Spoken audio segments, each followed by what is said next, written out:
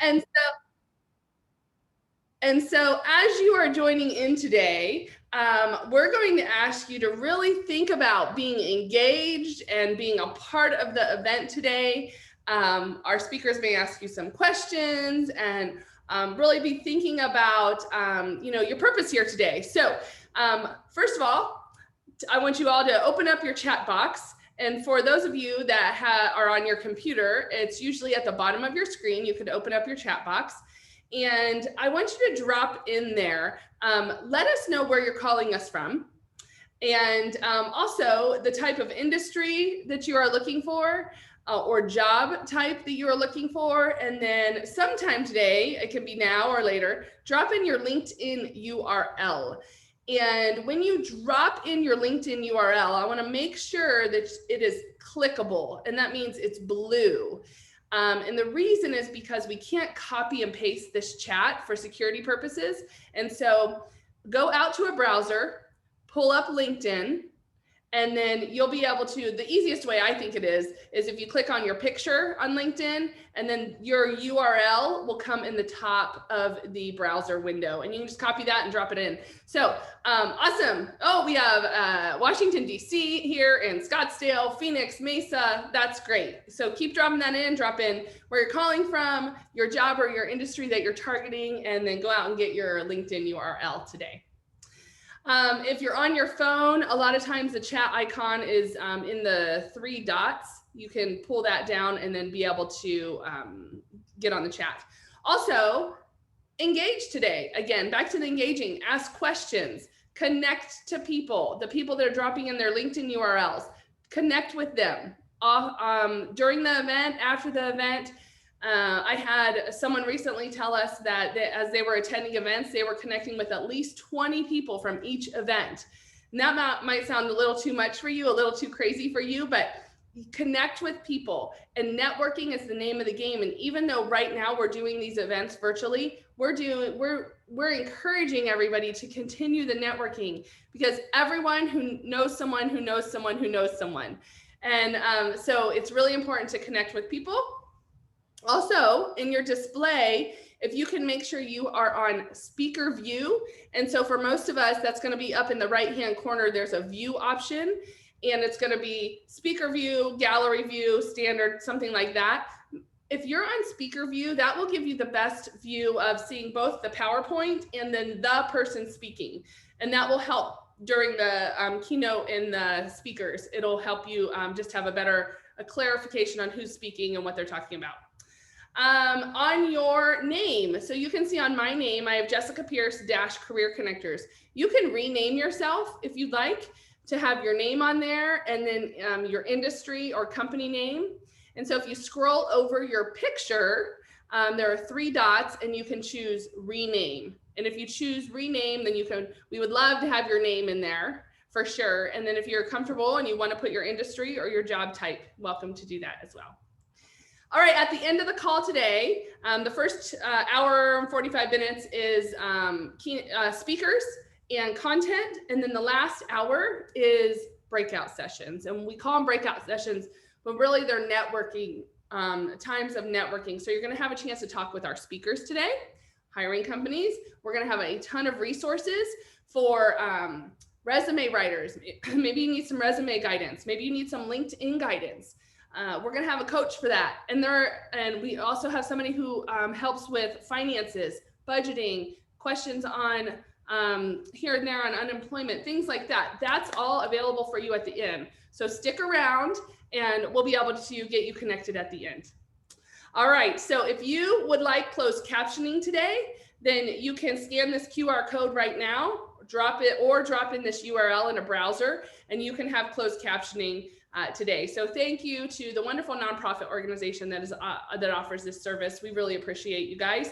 And so we have a closed captioner on the call right now, and that is typing this all up for us. All right, you guys, it's going to be a great day today. 2 things I want to mention before we get started that I've learned recently, that there are 550,000 new jobs coming to Arizona between now and 2028. So if you are looking for a job, which I think most of you on the call are, and you are looking for the right company and the right job, you are in the right place, because we are going through an explosive growth right now. And so these companies are offering some fantastic opportunities for you. And I am glad you guys are here. And then what Marlene is going to bring us this morning around understanding you and your value is essential to as you look for the right job. The other thing I wanted to mention is it's not really a fourth stimulus package. It's a credit. If you have children, then everyone that qualifies with the income criteria identified and established, which there's a couple different breaking points, so I won't go into that, but I wanted to let you all know that the child tax credits have started landing today. And so checks have been sent out, or direct deposits have started to happen. And it's something like it's $250 per child in your family if you if your kids are above the age of, I think it's 8, but I'm not 100% sure of that, but it's up to age 17. And then if you have younger children, it's $300 per child. And so we will start to see monthly deposits through the end of the year. Not sure if that will be extended or not, but that's a side note. So some of you, if you are, needing some additional resources, know that that is available and is coming. There is an opt-out to it as well. You just have to log into the website that is monitoring all that. And so anyway, that's coming. Those are a couple new things I want to let you guys know before we get started.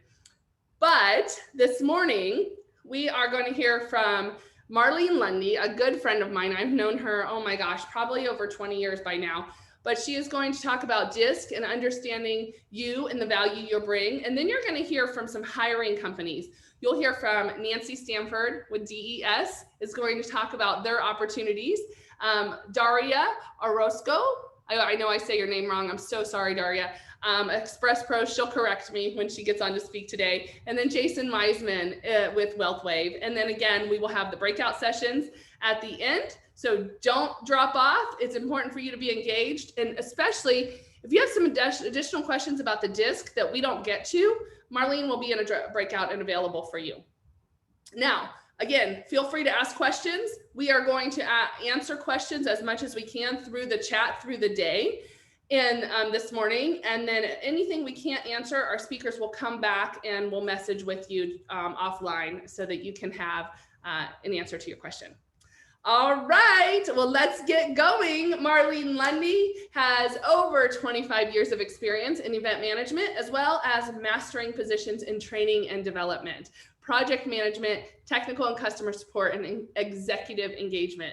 Marlene's ability to merge high-level professionalism while remaining approachable to every member of an organization makes her master's certification in the DISC behavioral profiling tool exceptionally useful. Her personal and professional passion for helping others is immediately apparent to all who meet her. Now, you guys, I want to tell you a little, that is her official bio, but I want to tell you a little bit more. Marlene and I have known each other, Marlene, I think it's been about 20 years, back to our Intel days, which seems like forever ago now. But we worked together and both became DISC certified behavioral analysts at Intel, and she has continued on this path of master certification. She knows her stuff. She has a great heart to serve people. And I'm just so grateful that she is here with us today. So please help me welcome our good friend, my good friend, Marlene Lundy. Thank you. Hey. All right. Well, thank you, everyone. Jessica, that was a really nice intro. And I just adore Jessica. You guys are being led by someone who has a bigger passion for people than I do. And I'm just so proud of everything she's done since our Intel days. And yeah, it's been almost 20 years. That's crazy. That's crazy. And she looks better than ever, I tell you. I think you drank some sort of like age-defying cocktail that I did not. So, but I'm super happy to be here today. Thank you so much for having me. I'm going to be talking about the DISC, and I know that Sheila and Jessica have done a really good job over the last couple of weeks encouraging you to take the profile. It's free to you, and hopefully you guys got a chance to do that, because it makes it a little easier as you're going through the presentation to look at these pages. There's going to be some screenshots on the slides as I go through them, and so if you didn't get a chance to do the profile, you can at least get an idea of how the report itself will look when you do take it.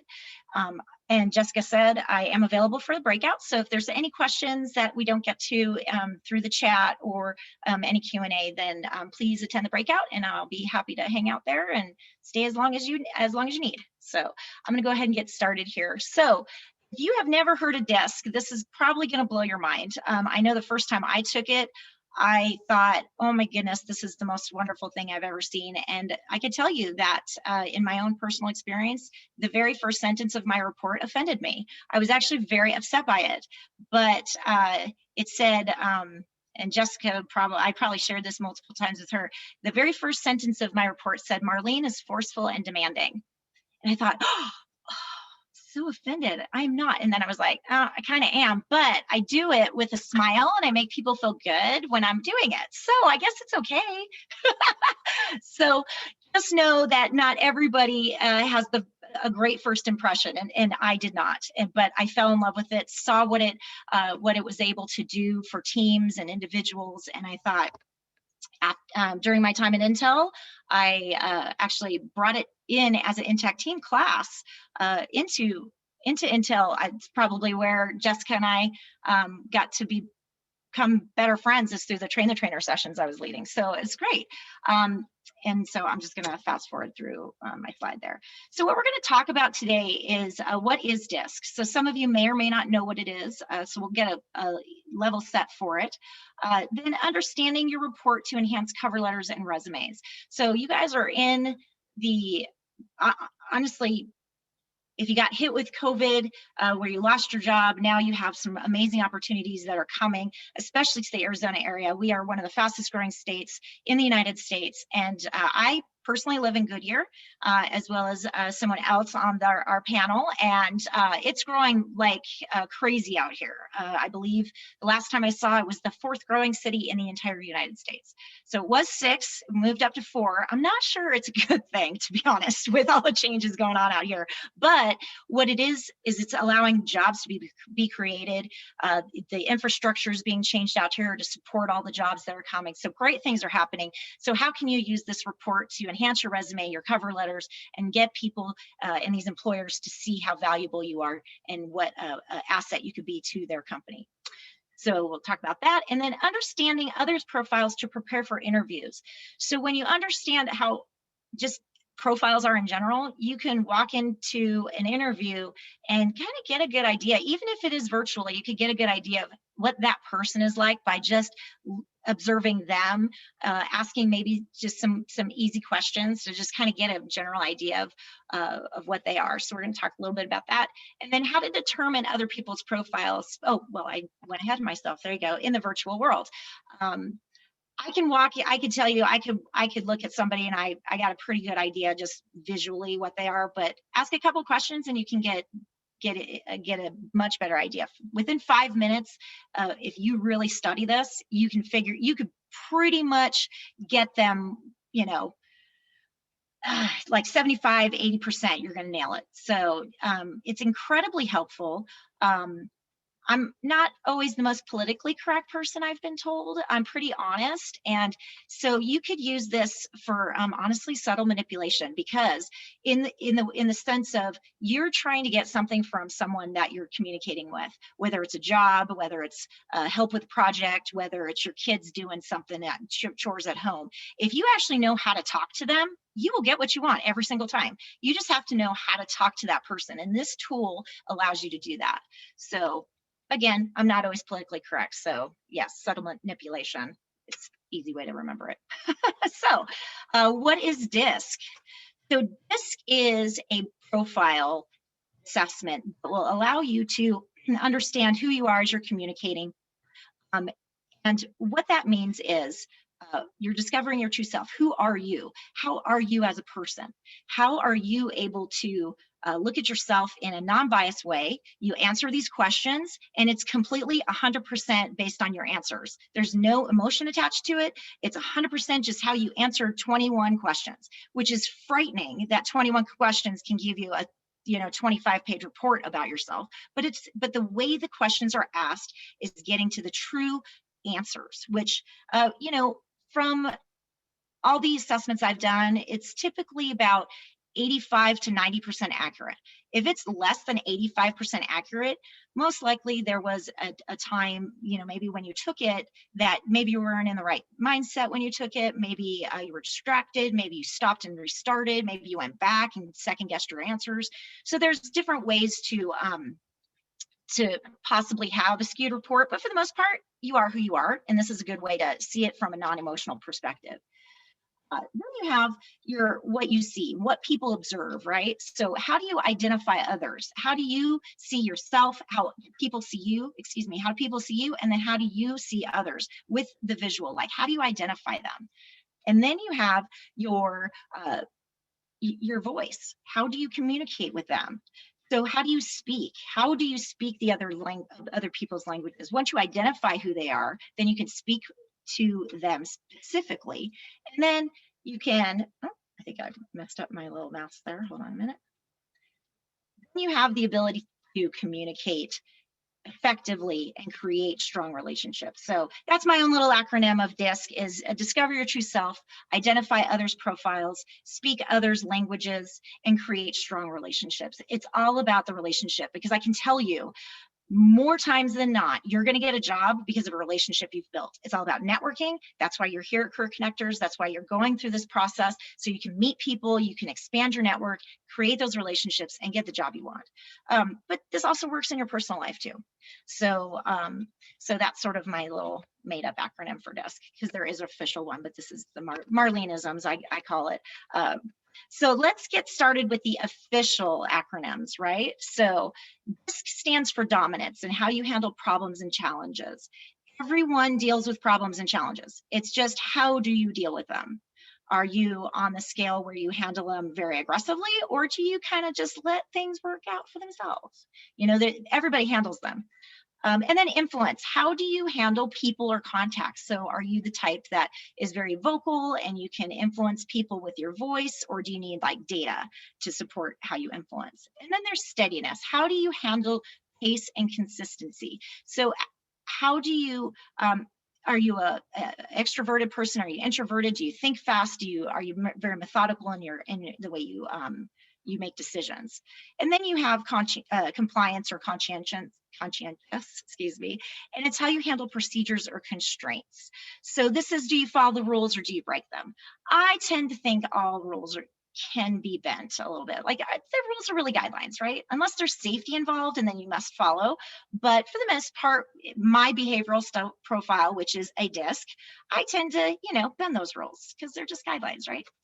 So some people like it, some people don't. But that comes with every single person. We're all unique, and we all have the ability to make adjustments when needed. And that's what this is about, is how do you make the adjustments when needed?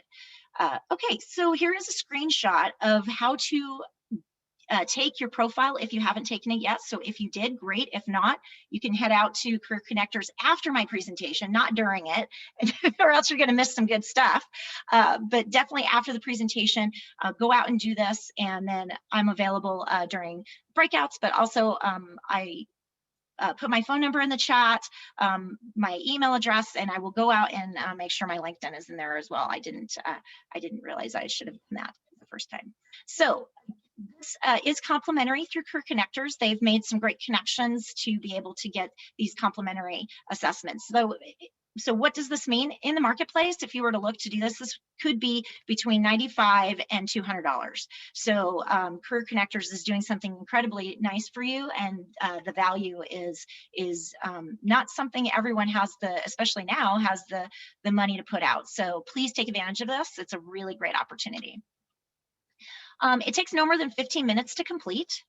If it does, you potentially run into not having that 85 to 95% accuracy. You're going to see it lower. And so about 15 minutes, and complete it in one interrupted sitting. 15 minutes. I know we're all living this instant world where we have 10,000 things to do and multitasking, but you really do need to do this in one sitting.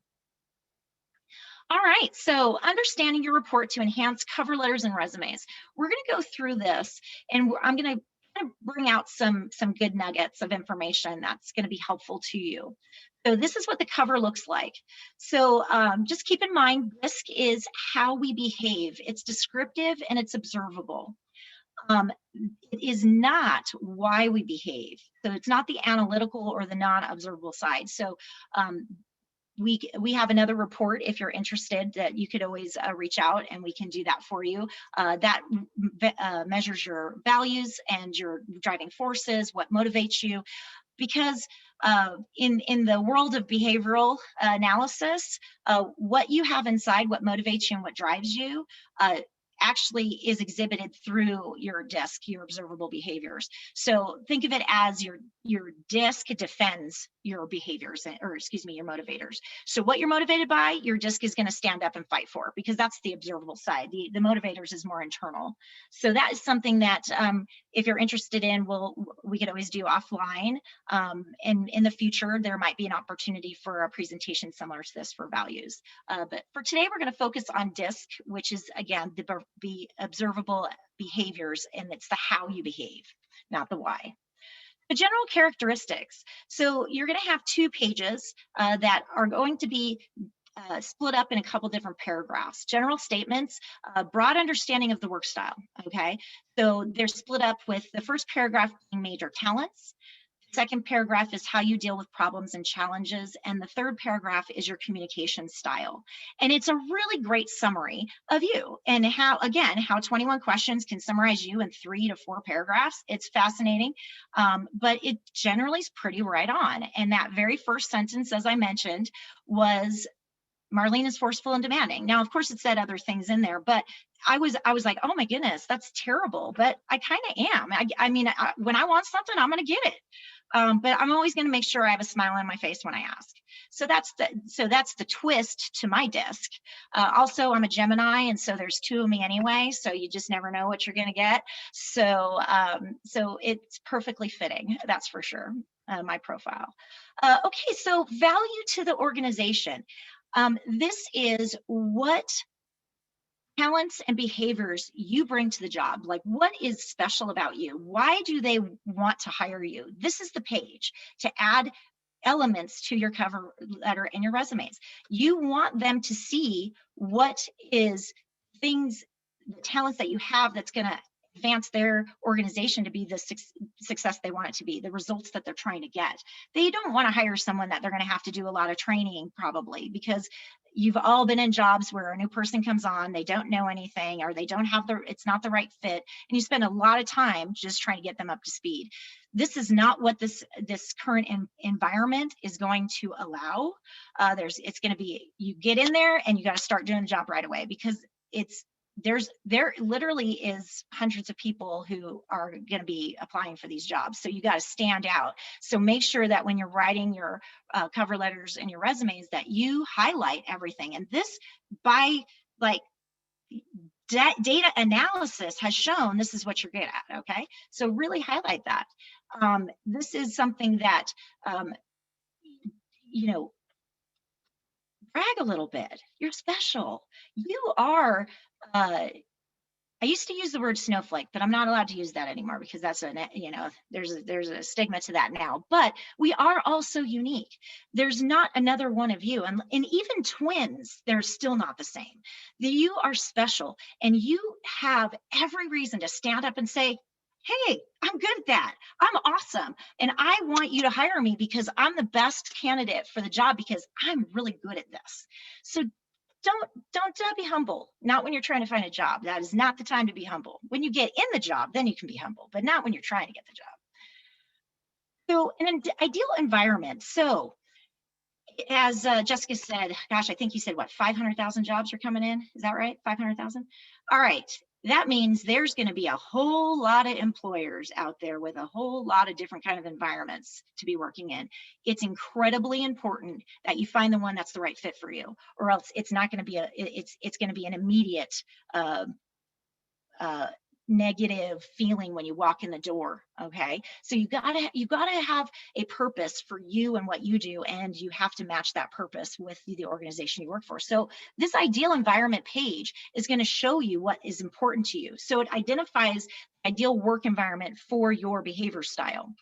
It is going to show you with people with limited flexibility will find themselves uncomfortable, and it's important to truly dive into culture during your interview process.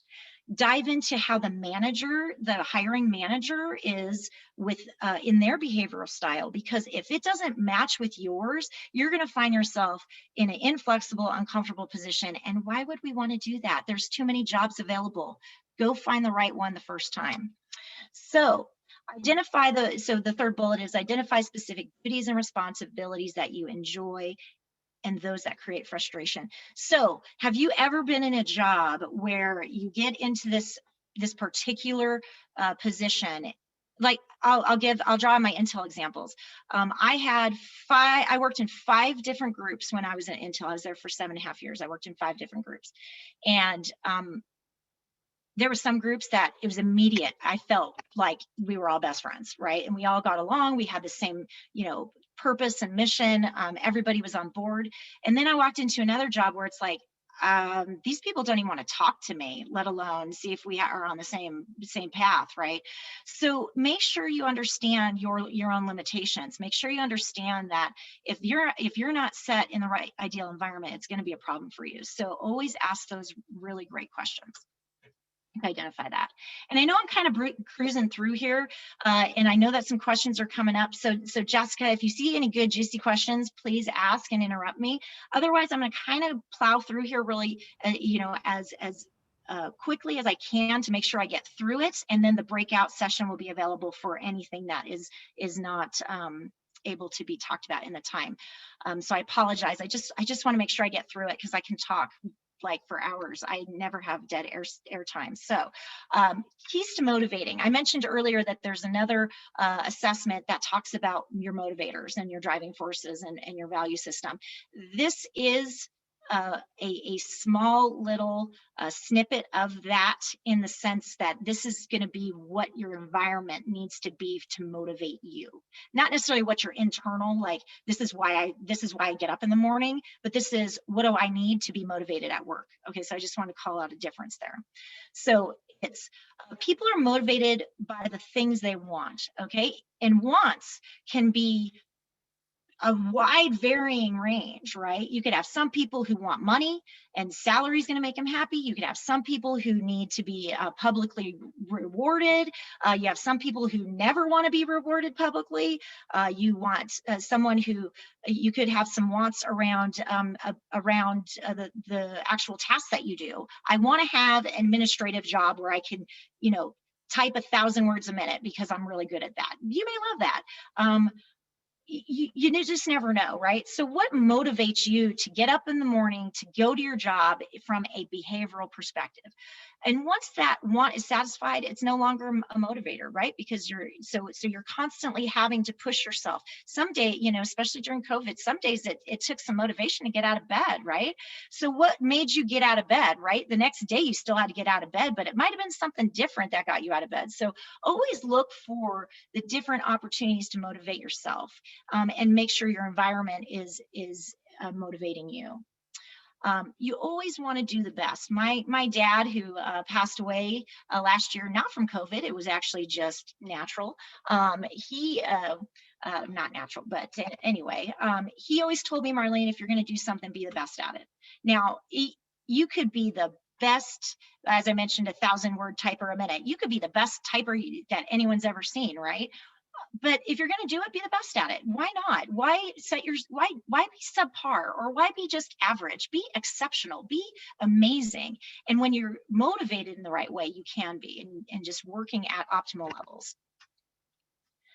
Then there's keys to managing. So when you walk into a position, especially a new position, it's incredibly important that you know how to be managed and then in turn communicate to your manager how to manage you. Okay. This page is going to give you that. So these are the needs which must be met in order to perform at that optimal level. The motivator is the wants, but this is the need. So wants can always change, but needs, you typically need to have them and they're pretty consistent across the board. So they can be met by oneself or for your management. And it's difficult for a person to be motivated when the basic management needs aren't being met. So if you have a manager who they can motivate you all day long, but if they're not managing you in the right way, then they're motivating you in the wrong direction, and that's not going to work either. So it has to be very symbiotic. You know, your management and your motivation has to be symbiotic for you to be working at that optimal level. And use this particular page from a development perspective. So you walk into your new position and you talk with your manager, say, hey, these are the types of things that really help me to be productive. And this is how I would like, you to work with me and me to work with you. And you could build that into your performance plans. You could build that into their performance plans. You know, we all have the opportunity to give feedback to our managers. At Intel, we used to have to do that twice a year on how our managers were. So it's really important if they're not meeting your needs that gets addressed as well. So so areas of improvement. Nobody's perfect, you guys. If you think you are, you're not.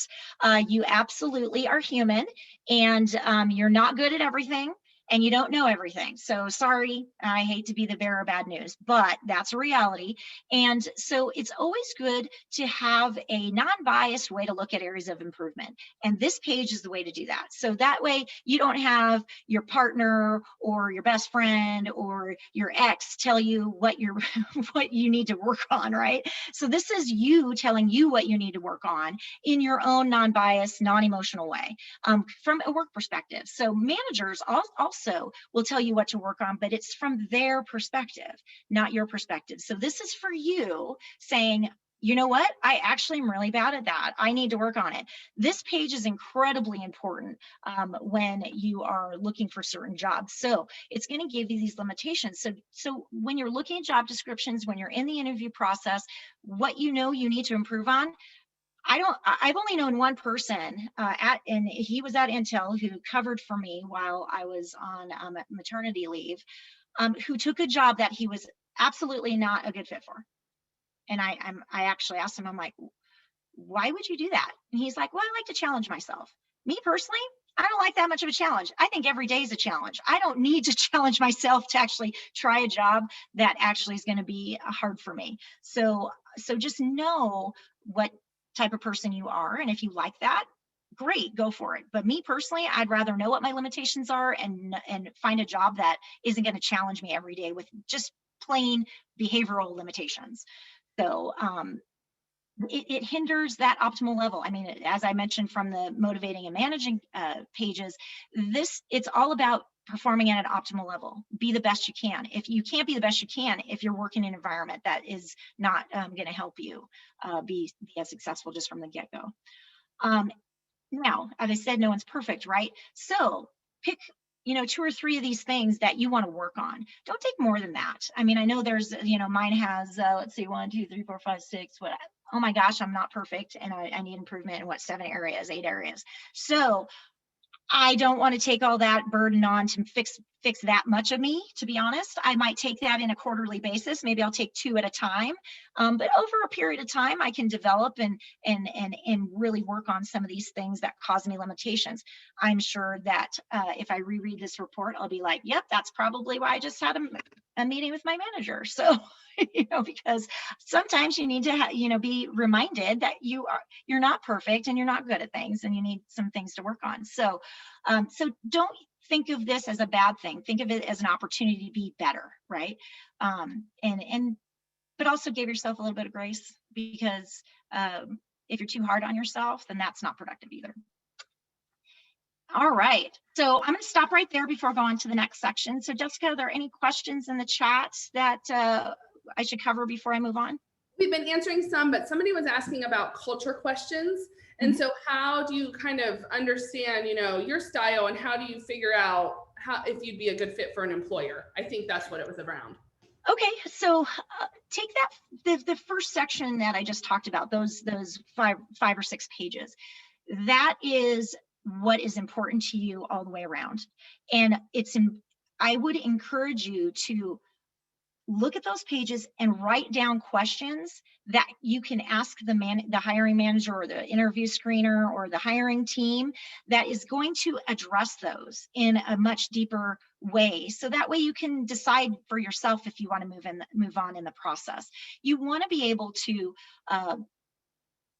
do some investigation, go out to the web, look at their website, look at reviews of their company, look at, and Better Business Bureau, if they're in there, take a look and really do the investigation to see if it's going to be the right fit for you. You can usually do some investigation work, ask the right questions, and then you'll be able to decide.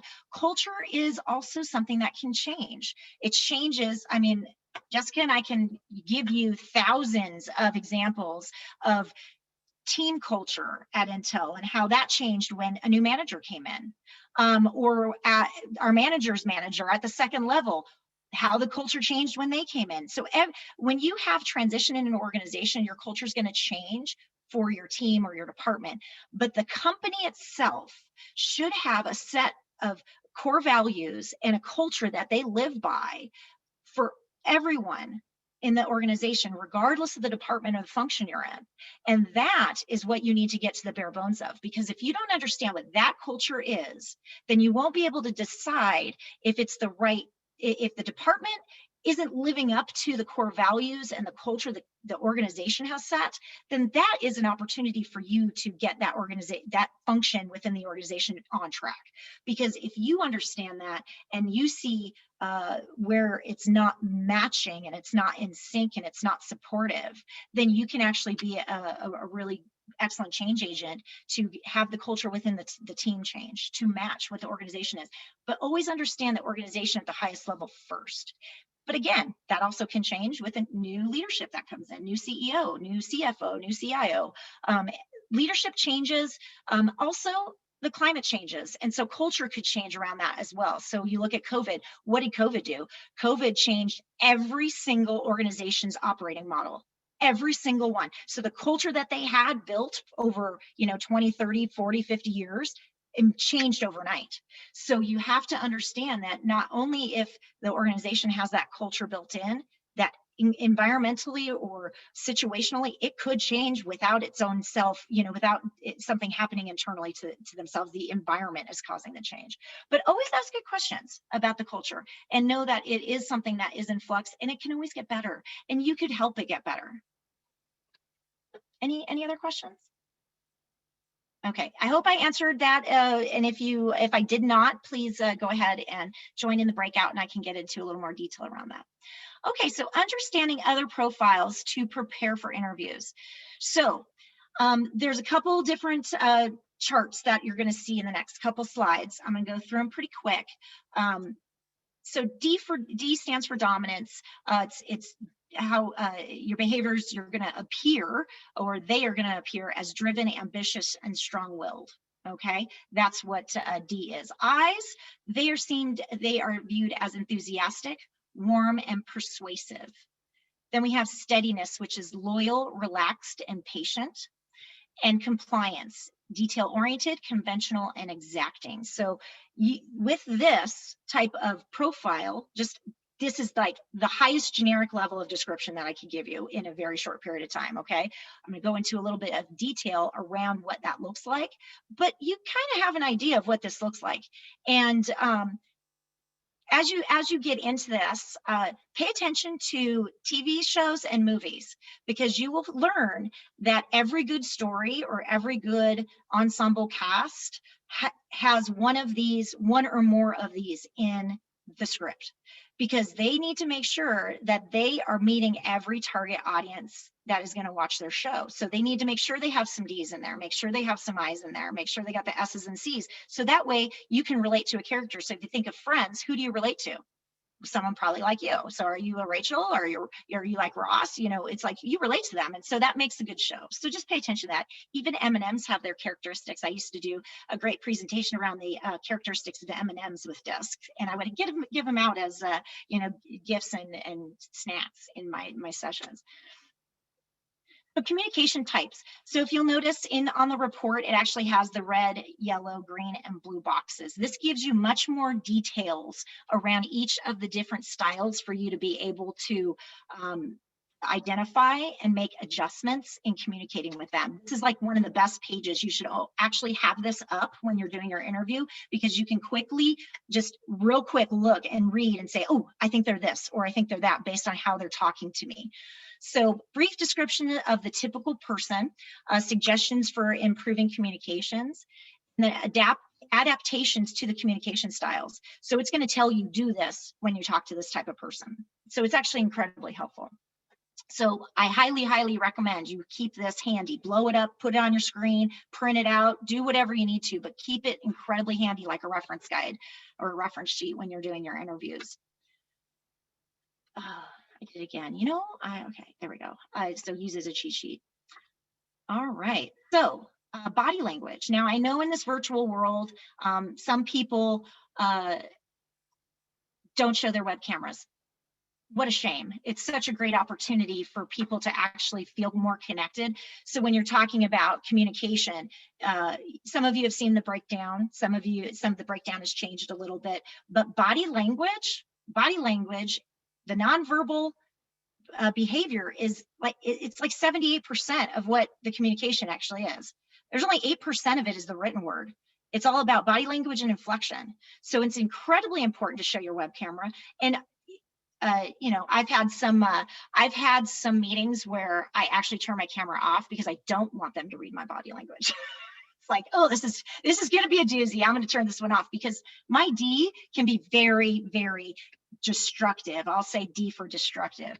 So I think of myself as like, as I told my mom this last night, I said, you know, I have this tolerance wick.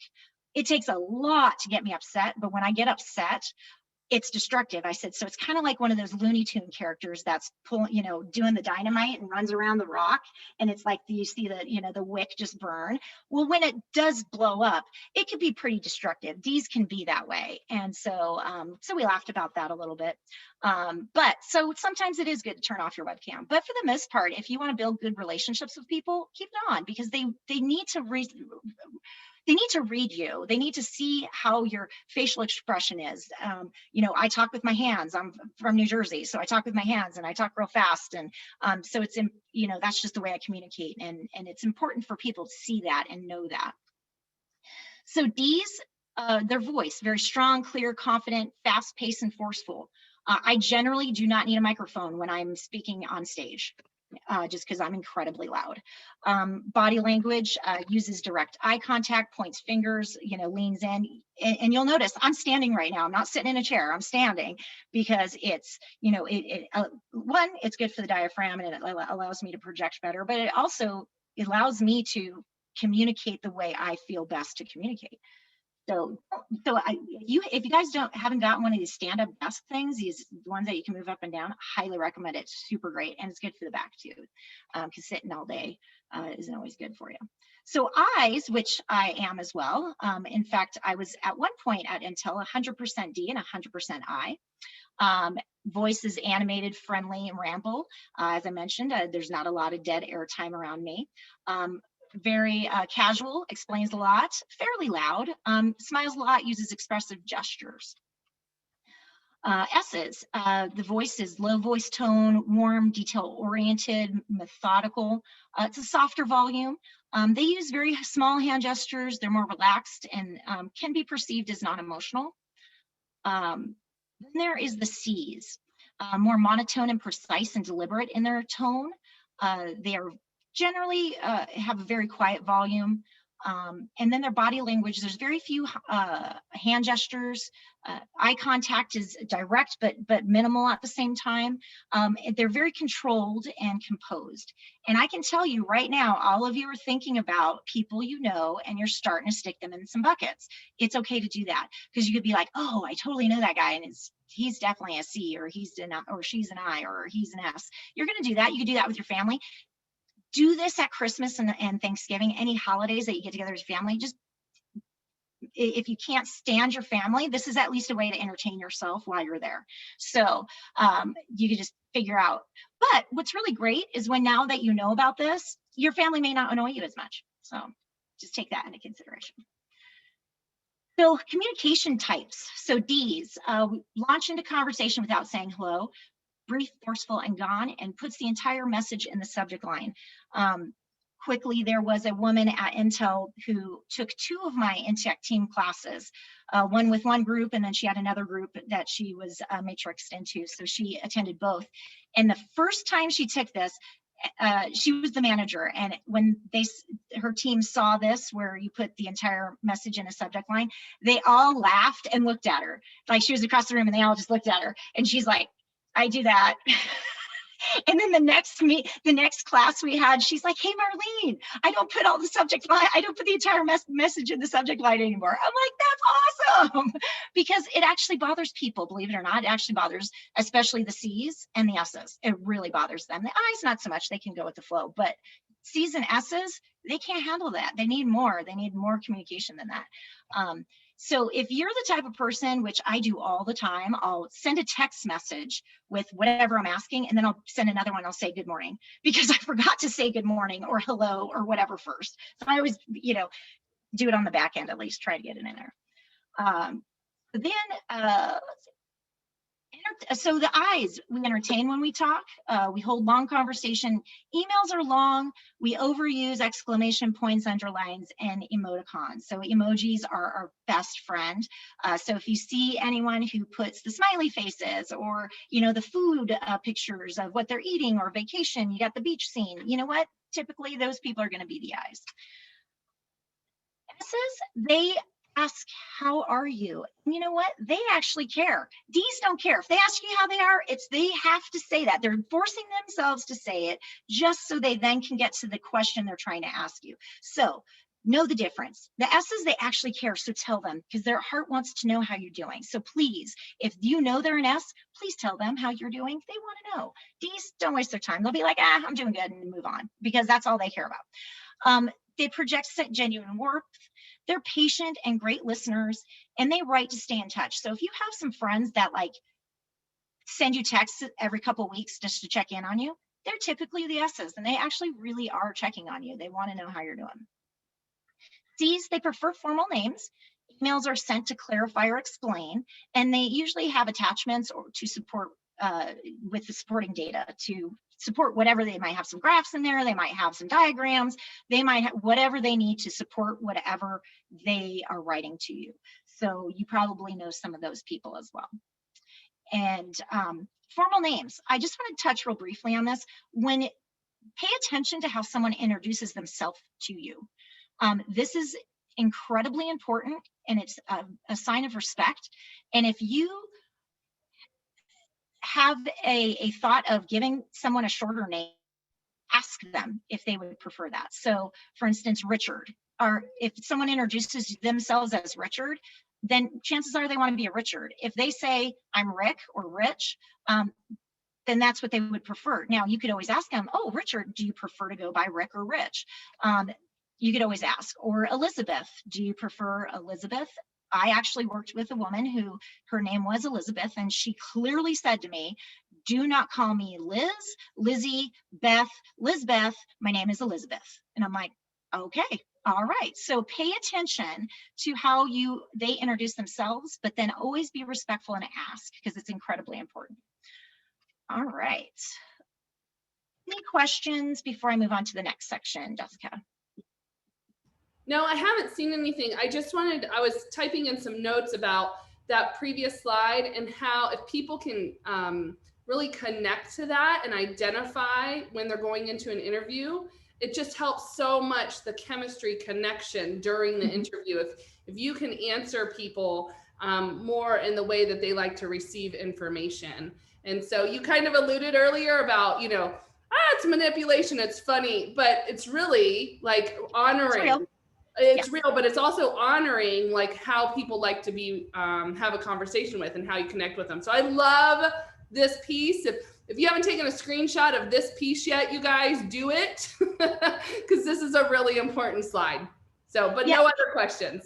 Okay, great. And yes, so when you're looking at the DISC profile, you got to look at it from what you're learning about yourself, but what could others learn from you, and what you can learn about other people. So it's incredibly, incredibly important you pay attention to everything in it with, eyes wide open of perception and perspectives. So yes, for yourself, it could be subtle manipulation, but it's incredibly important when you're trying to work with others to make them feel good. You want them to like you. You want them to hire you. You want them to say, that person is special. That one really stood out. I don't know why, but they did, and I really like them, so let's hire them. That's what you want them to say when you hang up the phone or you leave that office. You want them to say, I don't know what it was about them, but I just really connected with them. I felt like they totally got me. They understood me. They clearly articulated what I needed, and all the answers I was looking for. You want to be that person, so pay attention. So thanks, Jessica. All right, I think I figured out the mouse. When someone pops in, sorry for the derail, when someone pops in, then I have to redo my mouse instead of the arrows on my keyboard. So just let you know. All right, so how to determine other people's profile, especially in a virtual world. So I'm gonna go really, really quickly through these. It's a little quiz. So I will give a little bit of time, just like 15, 20 seconds to put your answer in the chat, okay? But what we're gonna do is there's gonna be 4 people on the screen, and we're gonna try to decide what their profile is, okay? So, so identify their most visible style by choosing their correct focus and their pace. Okay, the focus is either task or people, and you can see by this circle diagram, you have your task, you have your people, and then what is their pace? Are they faster paced, or are they slower paced in their decision making, in their actions? Okay, so let's get started with Jacqueline Kennedy Onassis, Clint Eastwood, the Dalai Lama, and Jack Nicklaus. So I'm gonna give you guys like just a couple seconds to put in your answers in the chat. Are they a D, an I, an S, or a C? So what is their focus? What is their pace? Are they faster paced? Are they slower paced? Do they care about people? Do they care about the task? So I don't see any coming in. Did I stump you already? It's the first one, you guys. All right, well, maybe you guys are just a little bit shy, so I'll just get started here. So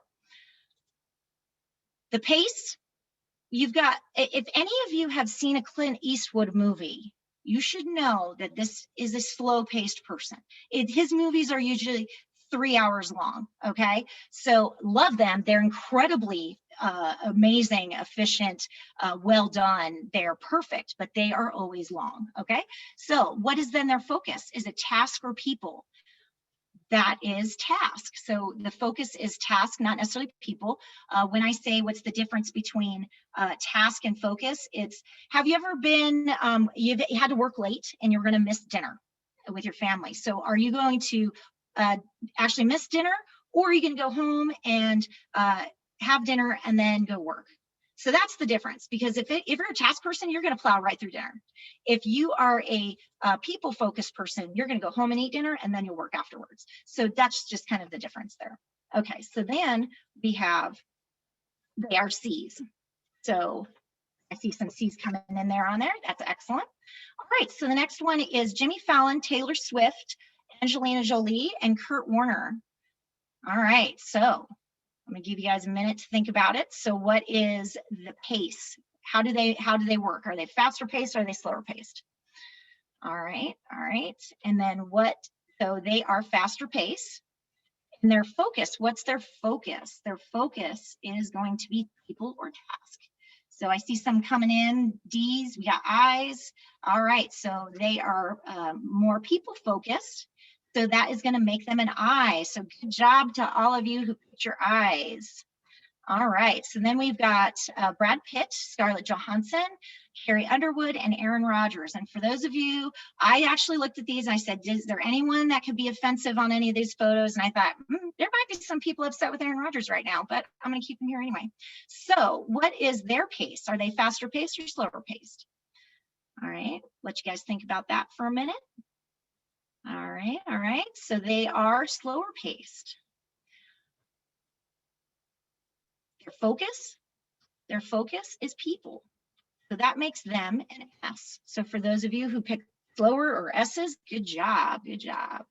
All right, then we have Gordon Ramsay, Steve Jobs, Madonna, and LeBron James. Now, for those of you in this Phoenix area, or for those of you who are not in the Phoenix area, go Suns, and sorry that your team didn't make it, unless you're from Milwaukee. So LeBron, he's not on either one of those teams, so it's all right. We'll leave him on the slide as well. So what's their pace? Faster pace or slower pace?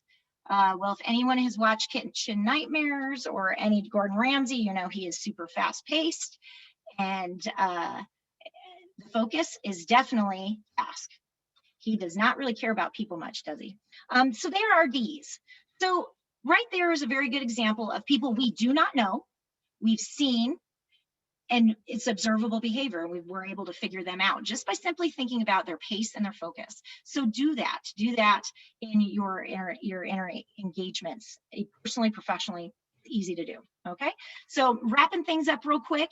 So enhance your cover letters and resumes with the report results to show how valuable you are. Again, you want to be the highlight. You want to be out of this little image. You want the one that's highlighted. You want the one that's on the magnifying glass saying, we want to hire that person. So make a difference with how you write, how your resume looks, and how you present yourself and how you communicate. And it's going to make a big difference. Okay. So prepare for your interviews. Make sure that you take, Jessica's advice. Look at that one screenshot that you took, or print out that one page that I recommended, or have it handy and viewable during your interview process. And determine your interviewer's profile and adapt to their preferred method of communication. You want them to walk out of that interview saying, I really like that guy, or I really, really like that girl. It's going to make a big difference. You'll see that. So we are offering 15% off of all products and services at Magna Leadership Solutions if you want more, to any of you that come in from Career Connectors. So just say, hey, I saw you on the webinar, and I heard from Jessica and Sheila, and I got off the website, so we'll be happy to give you a discount for that. We are excited to be a part of Career Connectors. This is the second time I've done this. I think it might have been 2019. I might have done a similar presentation, because I don't know if it was 2020. I don't know. Time goes. 2020 didn't exist, so I'm assuming it was 2019. But if you need anything, there's my phone number, there's my email. I will put my LinkedIn in the chat as well. And then, of course, I'll be here for the breakout session. Thank you very much for your time. I hope you enjoyed it. I hope you learned something. And just know that you are special. I don't care what anybody says. I say you're special, so you're special, okay?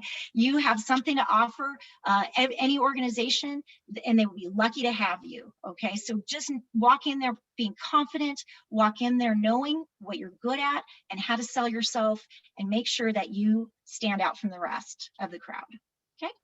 Thank you so much. Marlene, thank you so much. That was fantastic. This is our virtual applause, everyone. Woo! Oh, you're awesome, Marlene. So thank you so much for this. There was a question at the end I want to ask you. I have an answer for this, but I'd like you to answer it if you don't care. And you did kind of mention it, but when people get the results from the DISC, where should they go to look to pull some information out that they can put onto their resume or their cover letter?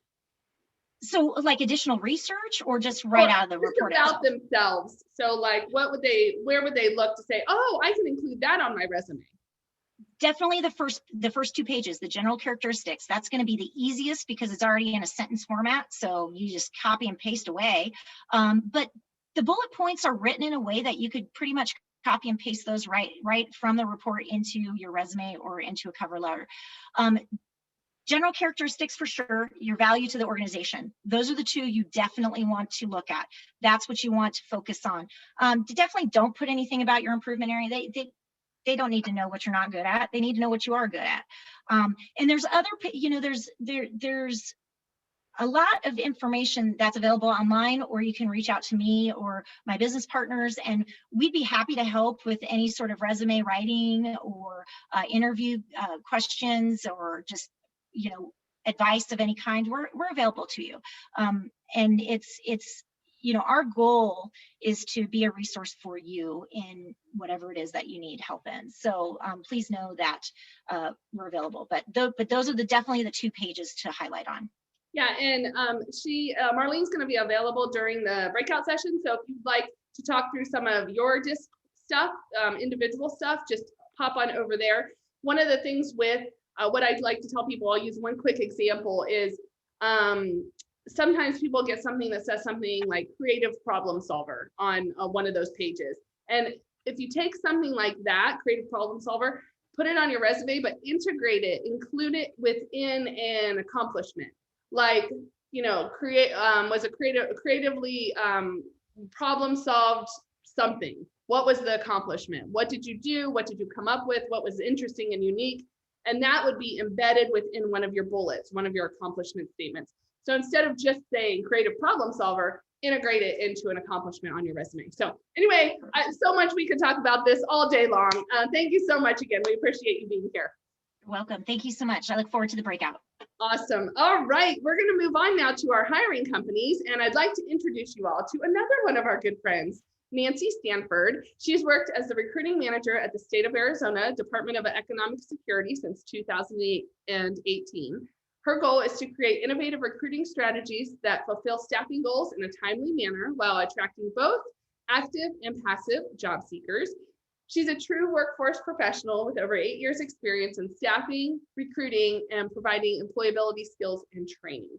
Her background includes sales and marketing for county government, higher education, and vocational training. She loves to provide individuals transformative coaching and opportunities that help them in getting to the next level in their careers.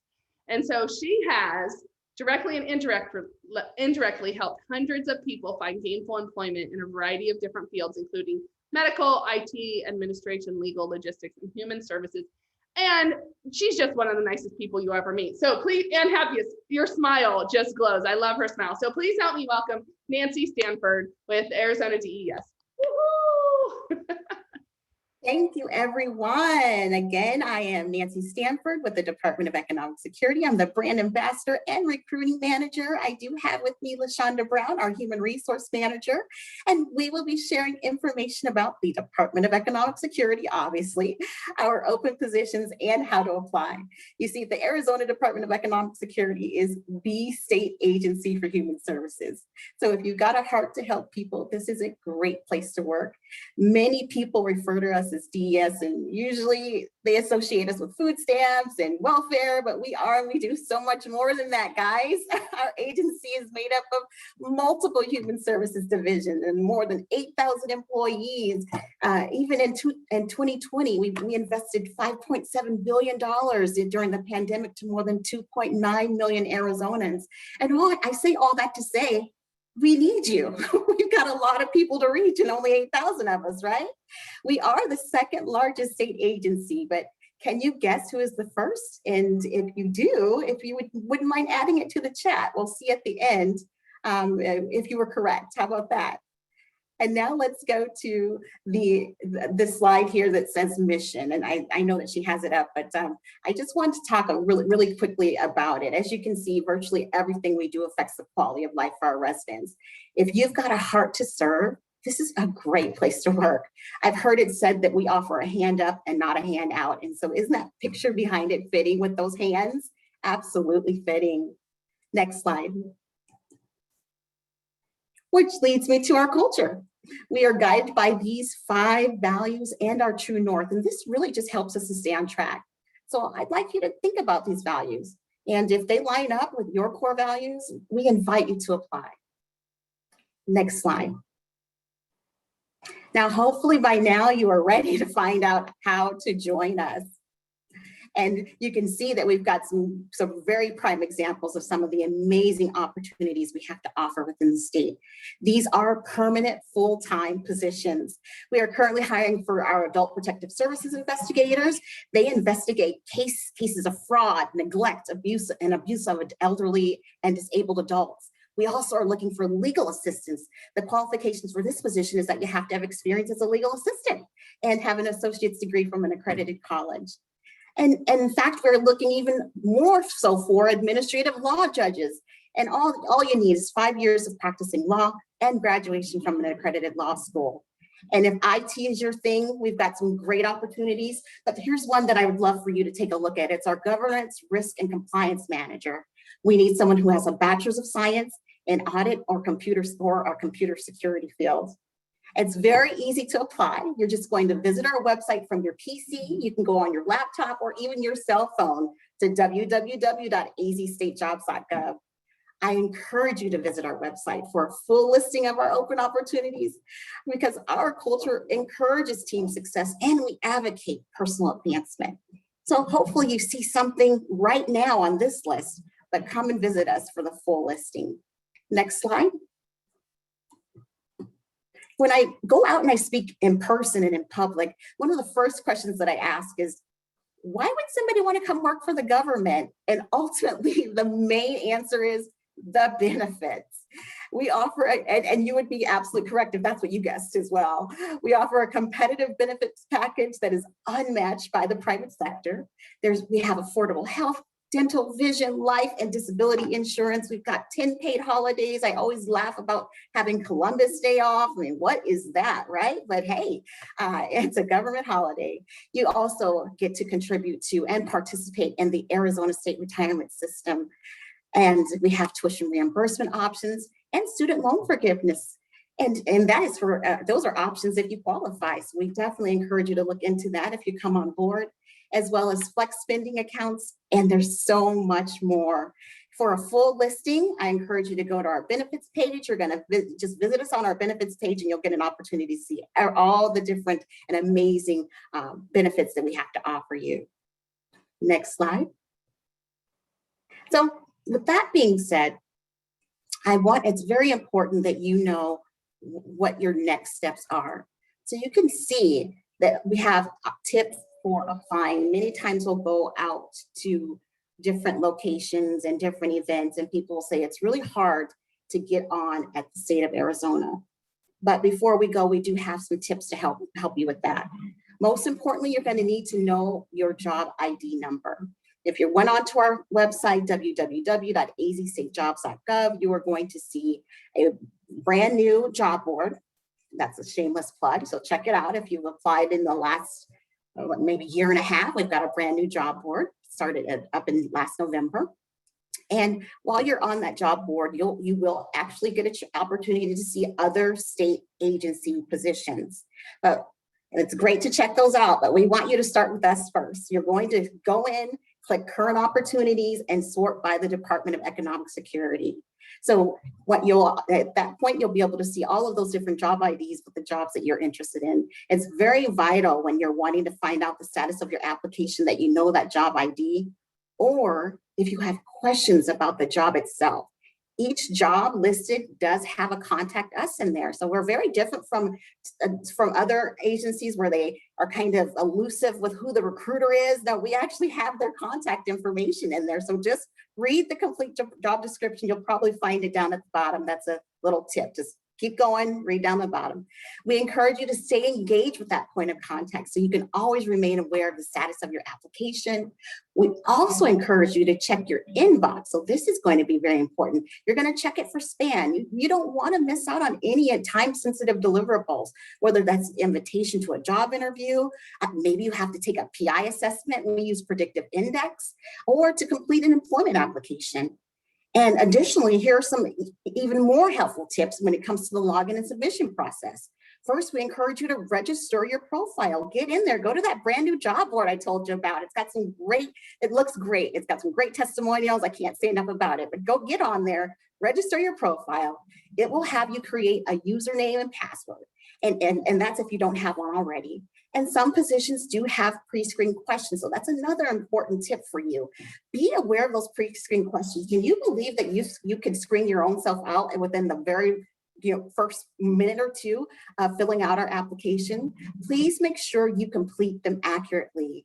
And also complete your employment history. And please be sure to attach your current resume and delete old resumes, if you will. This is very important. You don't want to have a targeted resume for customer service when you were trying to get a computer IT job, all right? And lastly, be sure to submit your application. This happens a lot where people do not complete the submission process. Once you successfully submitted your application, you will receive confirmation. And also, something that you should know is that you just want to allow us 24 to 48 hours. So if you're reaching out to a recruiter, maybe you're reaching out to me, give us 24 to 48 hours for the recruiter to provide an update to your application and on the next steps in the recruitment process. Now, all updates varies because of the divisions, but it's very important that you be aware of that. We can go to the next page. And here is the best way to reach us. You can follow us on social media, Facebook, LinkedIn, and Twitter. I also have put my information in the chat as well. So you'll see my whole signature line with my email address in there, my personal email address for work, that is. My work email address is in there. But we definitely encourage you to do so.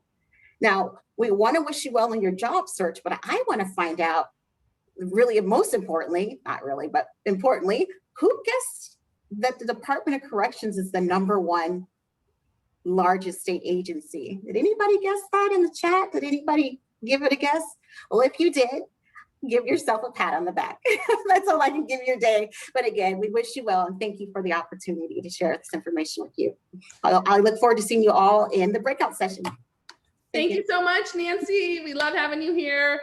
Our virtual applause. Thank you for being here today. All right. Okay, you guys, we are going to move over now to ExpressPros, and Daria is here today. She is the franchise owner of Express Employment Professionals in South Phoenix. She started her career with Express in 1999 when she applied for a temporary receptionist position and landed in her lifelong career. Daria and her team take pride themselves on offering a personalized approach to job seekers, and she believes that building the relationship with each person who calls or walks through their doors is the most important part of their day. Express Employment Professionals provided hope and employment to 526,000 people in 2020 and has a long-term goal of putting 1 million people to work. Will you please help me welcome Daria to our call today? Hello. Hello, good morning, everyone. Thank you so much for joining us today, and thank you to all of the speakers. That DISC presentation was great, and Nancy, I learned about the Department of Corrections and your agency, which has awesome job opportunities as well. So excited to be here. I'm with Express Employment Professionals. Our website is expresspros.com, so we go by both Express Employment Professionals or ExpressPros. We're a staffing company. And some people may be hesitant applying with a staffing company. They think that maybe there's no benefits at all starting out. We have temporary positions. We have jobs that pay less than what they would pay if you applied with the company directly. And all of those are myths. Some of them may be true for some agencies, but with Express, from my viewpoint, I want to share with you how you may have an opportunity out there that maybe you haven't considered before. The core benefits of staffing agencies as defined by the American Staffing Association are jobs. Jobs, jobs, jobs. Our offices across the Metro Phoenix area have about 200 to 300 positions open at any given time. Not that all those positions are going to be a perfect fit for you as the job seeker, but we have a high volume of clients that we work with, a high volume of positions, and the majority of our jobs start immediately. They may have an interview process, but usually within a week or two. So it's a very quick job placement process typically. Flexibility. If you're looking for flexibility, if you are interested in only temporary work, we do handle some temporary positions. So if you're wanting to work for 4 months here, travel to another state during the summer and come back and work for 4 months, staffing agencies can be a good solution for that. We provide a bridge to permanent employment. Many of our jobs are permanent placements, so we call that direct hire, where you're placed directly at the company. You're never employed through Express Employment Professionals. But another portion of our positions are evaluation hire, where you're given an opportunity to evaluate the position for a predetermined period of time, typically 3 months, and then be hired to the company permanently after that time frame, making sure that the company is a good fit for you, you're a good fit for the company, and that it's a happy marriage. Kind of an engagement period, not marrying the company right out. Training, we offer significant training resources that we have for any of our applicants. And finally, choice. Because we work with such a variety of companies and a variety of industries, when you apply with a staffing agency, you typically have your choice of different positions. You can go to the next slide. So the top 3 benefits: job resources, flexibility, and finally, benefits. One of those myths I mentioned earlier is that you don't have benefits. You do have benefits. They're not as robust as benefits that you would have, but they're not intended to be long-term solutions, because usually you're hired on permanently if it's not a permanent position that you selected. So you're immediately eligible for medical, dental, vision, short-term disability, life insurance, and paid sick leave. When you apply with a staffing agency like Express Employment Professionals, we do skill assessments.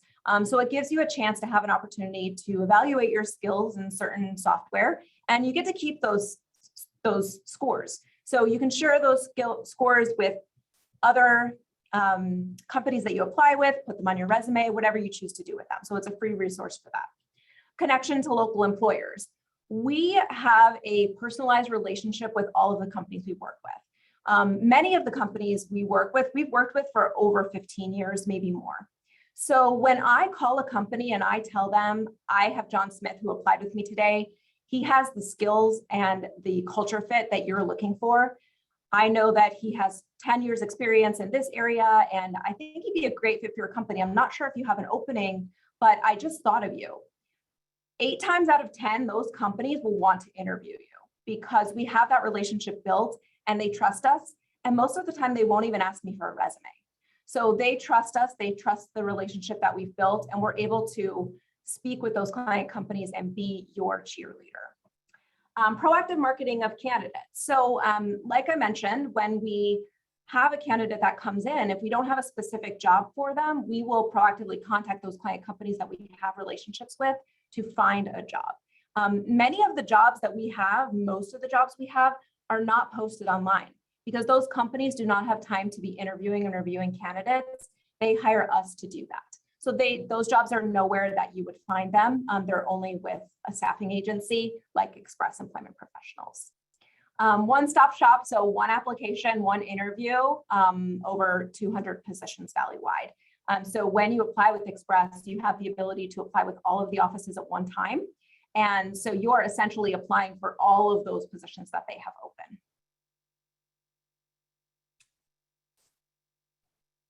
Additional resources, we are in the business of helping people find jobs. It's my lifelong career commitment, and it's the commitment of everyone on my team. So when we're reviewing resumes, we're always giving suggestions, ideas of how you can help yourself stand out. Interview advice, our interviews, we get such great reviews on our interview process because our interviews are very friendly. Our interviews are we connect as much as we possibly can. And it's not like a typical interview. Some people don't want to leave our office because they've had so much fun in the interview process. So it's really a different experience than we feel a lot of people receive in other companies. So through that personal approach, we're able to help you lower your barriers that you may have or the nervousness that you may have and have a real conversation about suggestions that we have on improving your interview skills, whether that helps you with us or it helps you with your job search. That's what we're in business to do, is really just help everybody find the right job for them. Wage negotiations. We do the wage negotiations for you. So whether it's a direct hire position or an evaluation to hire position, we're negotiating the top wages that we possibly can with those employers. So that may be something that makes people nervous. It makes most people nervous, But you're speaking with us when we're negotiating your salary, not directly with the company. So we've built that relationship, and then we go to the company and we negotiate those wages. Extensive online learning. So this link here, expresspros.com/expresslearn, is a free resource.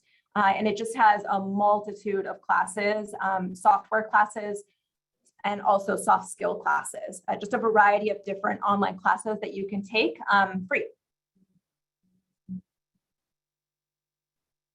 Why Express? So Express is locally owned and operated. All of our offices have a local owner. This is a vested interest in the success of with our clients and with our job applicants. It's our reputation on the line. We're here, we're not going anywhere. And so we're here to help. We're the largest privately held staffing company. And I believe Forbes this year ranked us number 5 in staffing company rankings in the United States. The internal team, I have very high standards for who we hire in our office. And we actually have an Express University called EU, where everyone gets accredited for their position within the first year. So we have very high standards of the employees that you'd be working with directly, who are our recruiters and help our job seekers.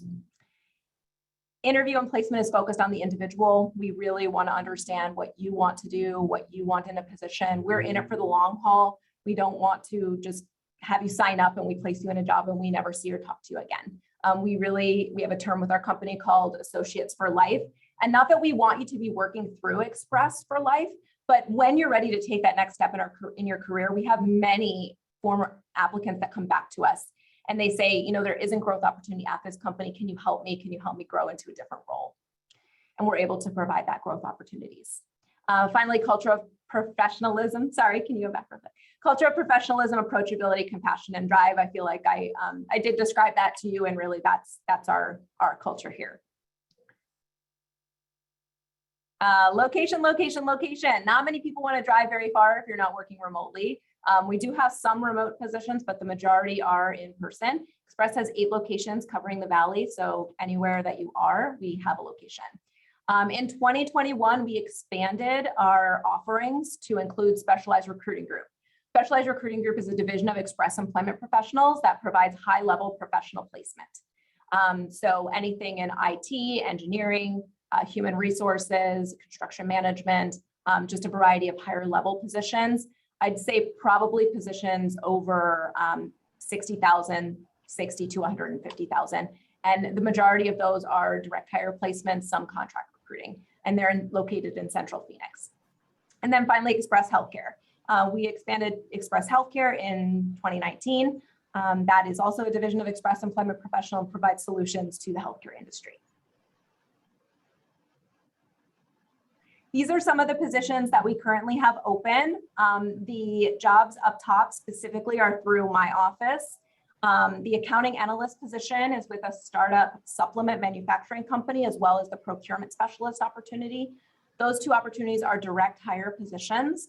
They require about 5 to 10 years of accounting experience, and then the procurement is about 5 to 10 years of procurement in a manufacturing environment experience. The scheduler position is a dispatch position that's a little bit lower level. That's evaluation hire. We have multiple customer service opportunities paying very competitively.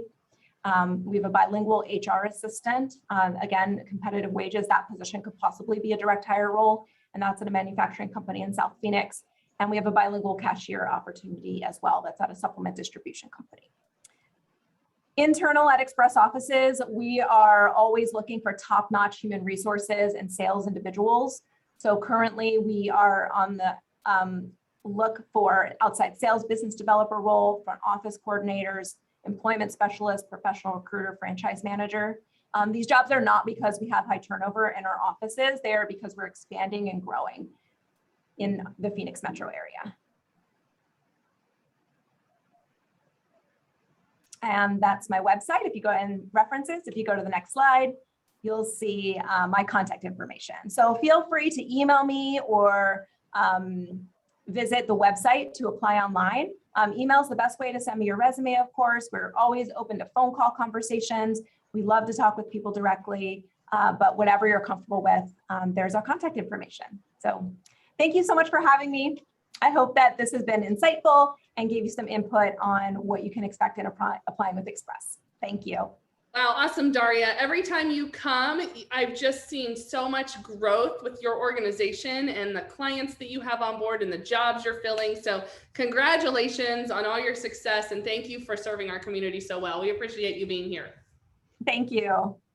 All right, you guys, if you're not working with a staffing firm yet, I'm telling you, they are such a great way to get connected into wonderful positions. They know the jobs that are coming ahead before they're out there for all of the rest of us to know, just because they know their clients so well. So I encourage you to reach out to Daria and her team, and they would love to help you out. Okay, we're going to move over to Jason with WealthWave. And before I introduce Jason, I wanted to mention something. When we are looking at companies to bring in to feature, we, especially since quarantine started back in April 2020, we have been asked to look at different options. And so that's what Jason is. He is another option. There's something right now going on in the United States, and it's interesting. I've been following it, but some people are calling it the Great Resignation. So we've had the Great Recession, we've had different greats, but we're hearing this is called the Great Resignation. And I'm trying to find, I don't have the stats on it right now, but we're hearing that up to like 40% of people could be resigning from their jobs this year because they're looking for different types of positions. And so along with our wonderful employers that we bring, we also want to feature some different opportunities. And so Jason has he's helped so many of our people connect to different opportunities. And so we are bringing him in. He has spent 2 decades in the corporate world in the semiconductor industry. And his business experience has ranged from owning his own consulting firm to purchasing a franchise that he and his wife ran. And the past 15 years, he's done marketing, managing his own agency, and he's been recognized for his performance in the top 500, been featured on the cover of Business and Finance magazine, and he is a multiple 6-figure earner. He co-authored a best-selling book called Winning Ways. He's also been married for 29, I think 30 just came up, Jason, if I'm correct. 29. Don't rush it. Not quite 30, okay. Must have talked about that's on the horizon. And then he has 2 children, and he is a senior marketing director with WealthWave. Jason, we're always honored to have you. Thank you so much for being here today. Thank you, Jessica. Well, great session. I'm a big fan of DISC Profile. I think it's awesome. I use it as a self-assessment for myself. And what's interesting, just as a side note, it's different today than the first time I took it years ago, and it's different today than it was even 5 years ago. So as we grow through life and get more experience, I think we're able to move through all of those personality types depending on who we're dealing with or what our mood is. But that's just been my experience. Nowhere near to the level of what you guys did at Intel, but that's a great tool. So, I like to share my intro, not to boast or not to brag. I just want to be upfront with you, but because it's you're looking at a guy who just had a career, was working his way through life. As Jessica said, we had 2 young kids. I was frustrated with my career a little bit. I had been doing the same thing for quite a while. I was with a large semiconductor company that the first year I was there laid off 60,000 people globally. We had layoffs every single year I was there almost 9 years. And so I was just looking to do something different within my field. So financial services was not on my radar from a career perspective. However, like a bunch of people through the 90s, the dot-com bust, and of course, in 2006, 2007, we started to see the markets wobble around a little bit. I was looking for some help with my personal finances and retirement plan. And I just sort of, I don't know why, you just call it divine intervention. I knew what we were doing was not working from an investment perspective. And so I sought out some help. It turns out the guy that helped us was with the company that I am now a part of. And it was a different experience than what I'd had in the past. And what made it different is he really focused on our outcome. Our past experience with working with people in the financial industry went something like this. Oh, you're this old, you have this much money, you can contribute this much a month, you should just put it in this account. And they would just brag about all these returns and how they manage money and how great their firm was. And it really wasn't, I mean, that's a piece of the puzzle, right? But it wasn't about our outcome as a family and what we wanted out of retirement and our retirement income that we were aiming at. And of course, we had 2 young kids. So, you know, there's insurance needs, there's college planning, there's all these other things. And so I knew I needed some help. I was a little bit reluctant. It came through a trusted friend who happened to also be my CPA at the time. And I called him and said, do you have anybody that does this stuff? And he said, yes. And immediately I knew it was a different experience. And so when we got done with our plan, I looked at the guy and said, what does it take to do what you do? Now, you got to understand something. I was managing a global information technology group for a semiconductor company. It was software, it was servers, it was data, and, you know, it was not financial services. And so, you know, this would be the equivalent of somebody going back to school and getting a bachelor's degree in a completely different discipline, maybe than what they had been working in. So I thought there was a challenge, but what I knew was that the approach was right and what we had was better than what we had been doing. And I just made an assumption that most people had the same experience that I had had up to that point. So we had that conversation and he said, let's go to lunch. So we did. And I started part-time. So that's one thing I want to be very clear. What Jessica mentioned was right. 62% of people today say they want to be the boss of their own business. But the transition from, you know, maybe a 20-year career, a 10-year career, even longer, to jumping ship into your own deal, it can be daunting. It's daunting financially, it's daunting time-wise. You know, where do you get your mentorship from? You know, who's your business partners, and just, you know, you got to create systems and technology. And so that's what I saw as the advantages. I was able to start part-time and keep my career at that company for a while, not forever, but for a while. And so our mission as a company, actually, sorry, I'm fumbling the controls here for a minute. Well, I'll just tell you what it is. Our vision is to educate people on financial matters. We don't learn it in school. Unfortunately, grade schools, high schools don't teach it. Most people do not get a real savvy financial education in college. It's things that just aren't generally taught in a classroom setting. And so we created an education platform called How Money Works that really hits the core of what families need, what people need, what they're looking for, what's going to serve them right. For the long term. You know, we have a lot of challenges today. We have longer life expectancies than anybody ever anticipated. Even as recently as 15 years ago, nobody expected people to live quite as long as they are today. I mean, just in the last 5 years, Time Magazine had the article of a little baby and said somebody on the planet, scientists estimate, will live to be 150 years old. Whoever saw that coming, you know, except in biblical times. We have other challenges with long-term care, and then we have the money challenge, which is inflation is a real thing. I just saw something today that said, I think it was, don't hold me to this, but 1970, it cost $3.50 for a ticket to Disneyland. I'm not sure, but I don't think you can get in for less than $100 right now. So inflation is a real thing, and it's our utilities, it's our food, it's our gas, it's all that stuff. So we've got to have some resources as well that we don't outlive. And so with the education, what we know is that about 5% of people who reach retirement age do okay, and they don't outlive their money. The rest oftentimes struggle. The difference, education, and I call it the Sherpa. You know, they had somebody in their life that financially guided them in a way that put them in a position where they didn't have the money woes that so many people do. And so how do you do that? Well, you got to create a platform. It's got to be modern. It's got to be obviously different than what's been done in the world's largest industry, which is financial services.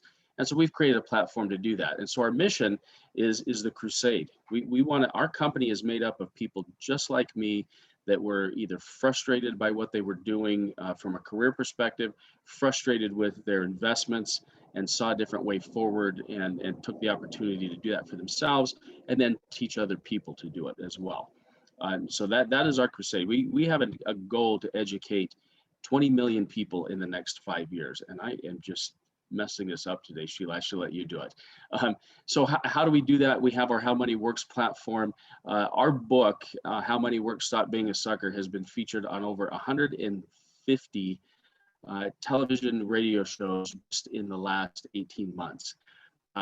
Networks like CNBC are writing their own feature articles based on our content. The book has been fact checked, I don't know how many times by, this is a big thing in people's lives, especially over the last year and a half. And so anytime you're putting information out like we have, people want to know that it's the right information and what they're sharing is right and true. It's probably the one area I would credit the media for really doing due diligence on before they start spewing information to people. So when you have news networks, using your stuff to promote financial literacy, we know our target is right. And so the industry is facing challenges. Part of the challenge is it's not growing. So for every 2 people that get an advisory license, for every 2 people that leave the industry, 1 person gets a license. And so we've had this massive population boom. Our advisors are aging, and they're aging out of the industry, and we're not refilling those positions fast enough. So there's a supply and demand problem. And how do you solve that? Well, you've got to have a pathway to take a guy like me who was in a different career path altogether, or maybe even just somebody starting in a career path, and get them the mentorship, the training, the platform. It's got to be turnkey. Today it must be digital. You've got to have a digital presence. And so we've solved all that with our solution. So there's a lot of companies in our industry, and I just listed some things here on why you might choose us. We have a turnkey solution. For you as an individual, in your corporate career, credentials play an important role in your career advancement. Well, this is a licensed profession, and therefore there's some barriers to entry. So it's not just for anybody, which is a good thing. Okay, there's ownership. This isn't just taking another job. This is a place where you get some ownership in what you're doing that can be passed on to children. You can still receive income from it. It's a sellable item down the road someday. I looked at it as my pension plan. I unfortunately did not work anywhere in my corporate career where I had a pension that I was setting up for my future. So the business became our pension. I mentioned the digital and media platform. It's top notch. You can start part-time. We have not furloughed or laid off any of our agents in fact, the entire history of the company that we've been around. We have people that have been with us in some cases for 40 years.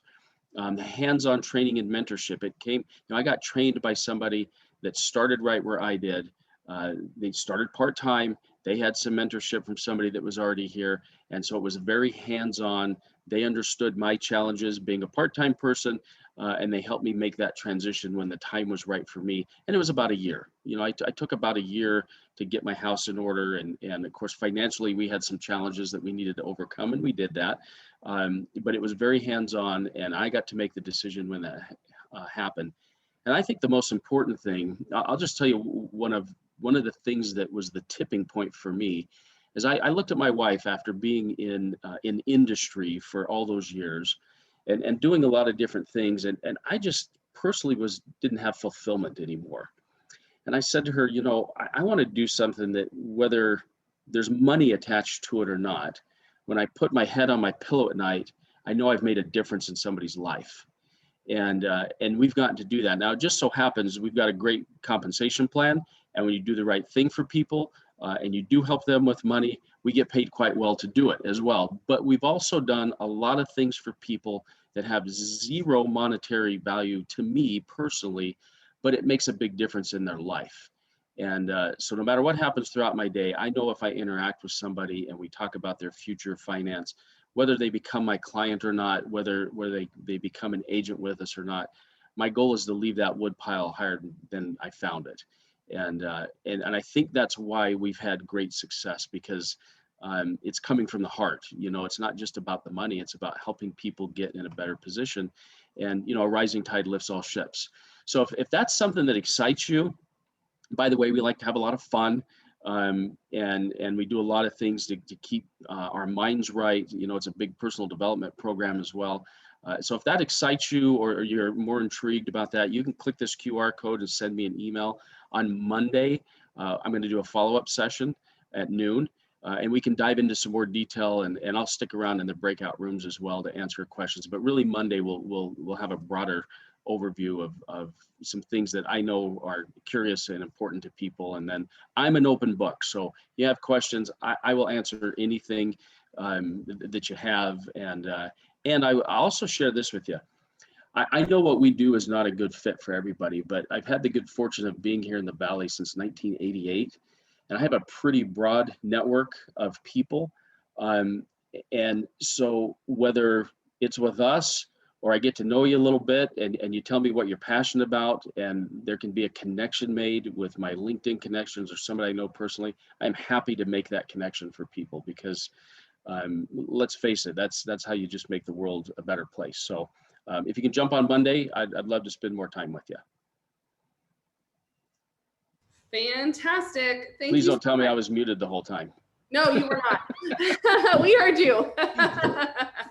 Thank you so much for being here, Jason. We always appreciate you and all the information you have for us. All right, you guys. So a couple more things before we close it out here. If you have any feedback for the event today, then please email us at contact@careerconnectors.org, and we would love to have your feedback. We take everything that you guys tell us very seriously, and so we'd love to have that. Also, we want to thank all of our partners that we have in the virtual world. Thank you so much. We have many of them here today. The DISC that you all took was sponsored by Top Talent Consulting, and they are the ones that are providing that DISC at no cost to you. So thank you, Kyla Bonstetter and your team over there. We really appreciate that as well. All right, so if you haven't taken the DISC, I hope by now you all know where to go get it. You have a lot of information. You can also come back and hear that talk again. We are putting this on our website under the webinar section. And we're also working on a blog right now. One of our volunteers is attending today as doing an event recap of the blog. And so if you want to go out and get the pointers from the content or from our hiring companies, that will be posted in the next couple of days under our event recap. We also are on social media and would love to connect with you all there. All right, so coming up, we have a really cool event in 2 weeks, Thursday, July 29th. This is going to be specific to people that are looking for professional sales positions, contact center kind of companies. Now understand, within these type of companies, there is a wide array of job opportunities. So even if you are not a salesperson, I would encourage you to come and hear from some of these companies. You can see the list there. It's pretty lengthy on the companies we're going to have. There's going to be some speaking on a panel about career pathways in their company, around growth opportunities, what it looks like to work there. And so you can see GoDaddy, Liberty Mutual, CarMax, Freedom Financial Network, and more, all available at that event to talk to. Then August 12th, we're going to do a topic on salary negotiation. We get this question all the time. How do I negotiate my offer? How do I negotiate my salary? What else can I ask for? And so I get to speak one time a year as a keynote, and it is August 12th. So I'm super excited about that and bring you all the information we know about salary negotiation. We also will have three or so companies hiring. DISCI is on there right now. We just booked another one yesterday. I can't remember who it is. But so August 12th will be that event. And then on August 26th, we're doing Networking Anywhere. And so Erica Macbeth will be here along with Rogers Corp and Amcor as some of our hiring companies. All right, this is the event I was just talking about. I encourage you to join us. You can register through our website, or you can go to azprosales.org and register for this event. It will be a panel. Then we'll have some hiring companies speak after that, and then you'll be able to go into your room and talk directly with these hiring companies. So it's a great networking opportunity. Tempe is doing something called the Tempe Job Monsoon. So July 21st and July 28th, there is 2 events. Check it out, tempe.gov/job monsoon. There is a huge hiring event happening. And so I encourage you to register with them. and be part of that event as well. Now, if you are needing a new professional photo for your LinkedIn profile or for something else, we've got you. That Gordon Murray with Flash Photo has you. He has been traveling for the last year all around the Phoenix area to provide headshots to people that need them. We typically do them in person at our events, but because we're not in person, Gordon has stepped in the gap for us. And so he is, he's even going as far as Prescott, as you guys can see. So let's see, we are on July 15th. So he'll be August 11th in Tempe, 20th in Maricopa, 25th in Glendale. So he's all over. There's no cost to doing this.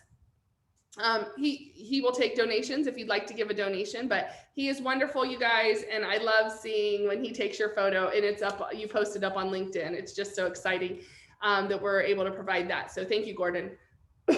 Now, if you, excuse me, if you registered for this event today, and you will start to get emails from us. So, oh my goodness. Sorry, every Monday morning, we send out an email about the events that are coming up. And so if you haven't done that yet, careerconnectors.org, you can subscribe to our e-update. Also on this website, you can see 3 areas for you to get some content. The CC webinars is the area that has all of the webinars since a year ago, April, that we have done. And so you can go and find any information you want around resumes, interviews. We have tons of content there that's available for you. So that is available. Somebody asked me to repeat the Tempe Job Monsoon. That is July 21st and 28th. And Sheila just dropped it in the chat. So you can click on that and register directly.